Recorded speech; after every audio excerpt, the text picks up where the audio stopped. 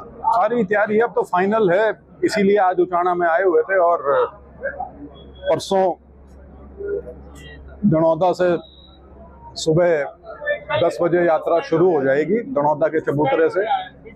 और उसके बाद कल 5 तारीख को और 6 तारीख को दोनों दिन यात्रा नरवाना में से निकलेगी और उसके बाद 7 तारीख को कलायत में घुस जाएगी। तो कुल मिला के आप ये मान लीजिए कि आने वाले सवा महीने में 14 हल्के हैं जिनको छूती हुई या जिनमें से गुजरते हुए यात्रा नवंबर के 9 या 10 नवंबर तक 14 हल्कों से निकलेगी। उसके बाद दूसरा फेज शुरू होगा नांगल चौधरी से।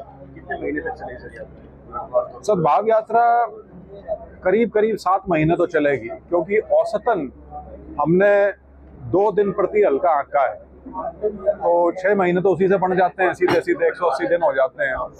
लेकिन कई शहरी इलाके ऐसे हो सकते हैं जिनमें शायद एक दिन में आप पूरा शहर पार कर सकते हो, तो उस नाते 2-4 दिन ऊपर नीचे हो सकता है, बट करीब 7 महीने की यात्रा होगी।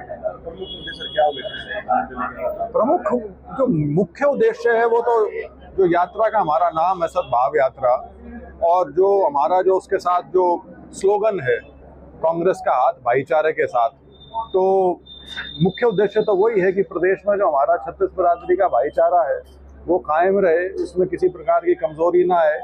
राजनीतिक लोग खासतौर पर भारतीय जनता पार्टी वाले बहुत प्रयास कर रहे हैं कि अपनी राजनीति को वो समाज में भेदभाव करके या वर्गीकरण करके उससे प्रभावित कर सकें।